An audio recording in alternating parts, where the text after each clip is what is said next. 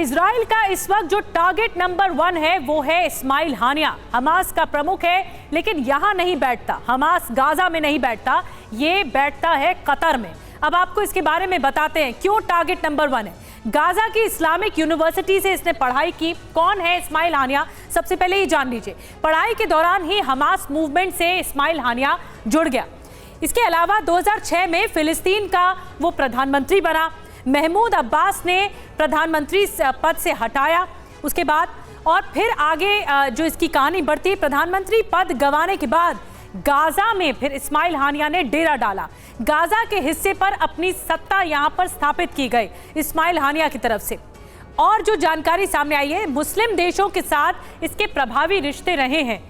जो मुस्लिम देशों के साथ राजनीतिक या रणनीतिक फैसलों के लिए ये जिम्मेदार माना जाता है। तो सीधा सीधा ये है कि 7 अक्टूबर का जो हमला प्लान किया गया वो इस्माइल हानिया ही इसको लीड कर रहा था मास्टरमाइंड के तौर पर, और मुस्लिम देशों के साथ इसके अच्छे संबंध बताए जाते हैं। तो सबसे बड़ा टारगेट इस वक्त जो इजराइल का है वो इस्माइल हानिया है।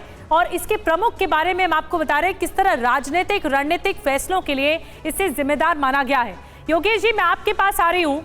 अगर इस्माइल हानिया का खात्मा होता है, क्योंकि इस्माइल हानिया के लिए जो रीढ़ की हड्डी है वो हमास के लड़ाके हैं, लेकिन अब भी बताया जाता है कि कई लड़ाके गली गली कूचे कूचे कब्जा जमाए हुए हैं। कैसे खात्मा करेगी इजराइल की सेना?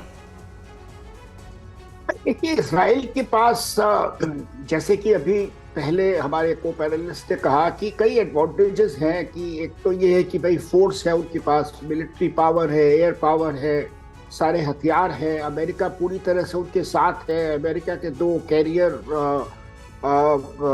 फोर्सेस जो है वो उस रीजन में है। अमेरिका जो है उनका हथियार को रिप्लेस कर रहा है, इकोनॉमिकली उनकी मदद कर रहा है। तो पूरी तरह से जो है इजराइल को अमेरिका की सपोर्ट है।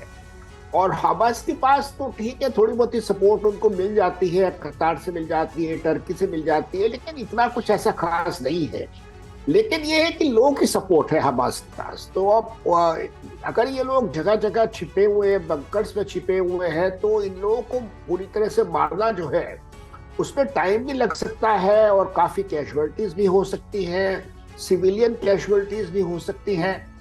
तो ये सब इतना आसान नहीं होगा, मुश्किल होगा। और इंटरनेशनल अपोजिशन जो है वो बढ़ रहा है धीरे धीरे।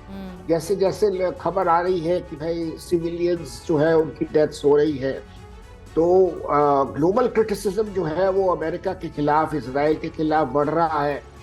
तो बिल्कुल, तो सबसे बड़ी बात तो यही है कि ये पहचान करना मुश्किल है कि कौन सिविलियन है और कौन हमास के लड़ाके हैं। और इन्हें अगर पहचान लिया जाए तो फिर तो खात्मा करीब हो सकता है।